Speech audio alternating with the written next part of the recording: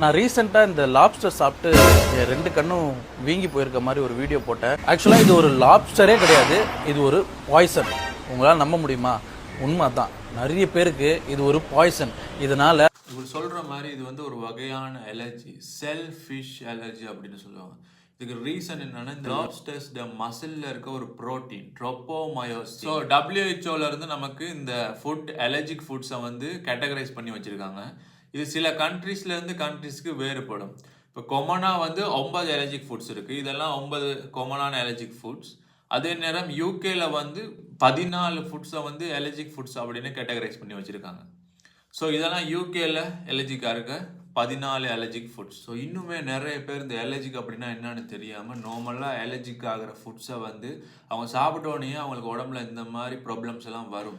So இந்த மாதிரி problem வந்தாலும் அதை வந்து ஒரு நாளில் சரியாக போயிடும் அப்படின்னு இந்த ப்ராப்ளம்ஸை இக்னோர் பண்ணிட்டு இன்னுமே அலர்ஜிக் ஃபுட்ஸை சாப்பிட்டுக்கிட்டே இருக்காங்க.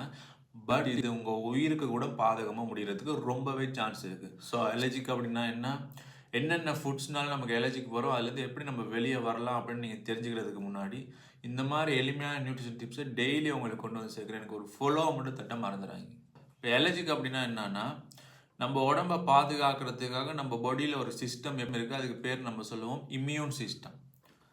ஸோ சில ஹியூமன் பீயிங்கில் வந்து இந்த இம்யூன் சிஸ்டம் என்ன செய்ய போகுதுன்னா ஓவர் ரியாக்ட் பண்ணும். இப்படி ஓவர் ரியாக்ட் பண்ணுறனால சில சேஃபான ஃபுட்ஸையே நம்ம பாடி மிஸ்டேக்காக இது வந்து ஒரு டேஞ்சரான ஹார்ம்ஃபுல்லான ஃபுட் அப்படின்னு ஐடென்டிஃபை பண்ணும். முக்கியமாக நம்ம சாப்பிட்ற இந்த ஃபுட்டில் இருக்க ப்ரோட்டீன் தான் ரீசனு இந்த அலர்ஜிக். ஸோ இந்த அலர்ஜிக் ஃபுட்ஸ் எல்லாம் நீங்கள் சாப்பிட்டா மட்டும் இல்லை, அதை தொட்டாலே இந்த ஆன்டிபாடிஸ் இம்யூனோகுளோபியூலின் இ உங்களோட இம்யூன் சிஸ்டத்துக்கு வந்து சிக்னலை கொடுக்கும். ஹிஸ்டமின் அப்படி இல்லைன்னா ஒரு கெமிக்கல்ஸ், அந்த கெமிக்கல்ஸை வந்து ப்ரொடியூஸ் பண்ண சொல்லி. ஏன்னா அதுகள் தான் நமக்கு அலர்ஜிக் சிம்டம்ஸை வந்து பாடியில் கொடுக்கும். அந்த அலர்ஜிக் அறிகுறிகள் தான் என்னென்னா நம்ம கண்ணு வீங்கிறது, செவக்கிறது, உடம்புல தடிச்சு வாரது. அது மட்டும் இல்லாமல் நமக்கு மூச்செடுக்க கஷ்டமாக இருக்கும், சில நேரம் ஃபீவர் அடிக்கிற மாதிரி இருக்கும். ஸோ இதெல்லாம் சில அலர்ஜிக்கான சிம்டம்ஸ். ஸோ இந்த மாதிரி சிம்டம்ஸ் வந்தால் நீங்கள் அந்த ஃபுட்டை வந்து ஃபுல்லாகவே அவாய்ட் பண்ணணும். அப்படி இல்லைன்னா உடனடியாக நீங்கள் டாக்டரை போய் பார்க்குறது ரொம்பவே நல்லது.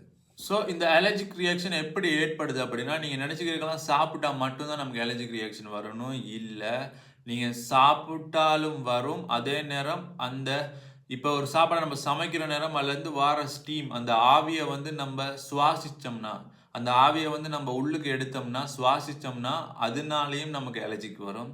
அது மட்டும் இல்லாமல் நம்ம டிரெக்டாக அந்த ஃபுட்டை டச் பண்ணால் அது மூலமாகவும் நமக்கு அலர்ஜிக் வரதுக்கு ரொம்பவே சான்ஸ் இருக்குது. நம்ம ஒரு ஃபுட்டை சாப்பிட்டு நமக்கு அலர்ஜிக்கான அறிகுறிகள் எவ்வளோ குயிக்காக வர ஸ்டார்ட் ஆகும் அப்படின்னா, ஒரு 1 மினிட்லேருந்து 1 ஹவருக்குள்ளே நம்ம அந்த ஃபுட்டை சாப்பிட்டதுக்கு அப்புறம் நமக்கு அலர்ஜிக் ரியாக்ஷனை காட்டுறதுக்கு ஸ்டார்ட் பண்ணிடும்.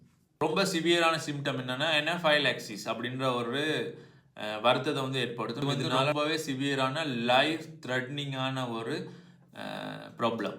ஸோ இந்த மாதிரி அலர்ஜிக் ரியாக்ஷன்ஸ் வந்துச்சுன்னா நீங்கள் அந்த ஃபுட்ஸை வந்து ஃபுல்லாக அவாய்ட் பண்ணுறது ரொம்பவே நல்லது. இந்த மாதிரி அலர்ஜிக் ரியாக்ஷன்ஸ் வந்துச்சுன்னா சாதாரண அலர்ஜிக் தானே அப்படின்னு கண்டுக்காமல் விடாமல் அந்த ஃபுட்ஸை டோட்டலாக அவாய்ட் பண்ணுங்கள். அப்படி இல்லைன்னா உடனடியாக டாக்டரை போய் கன்சல்ட் பண்ணுங்கள்.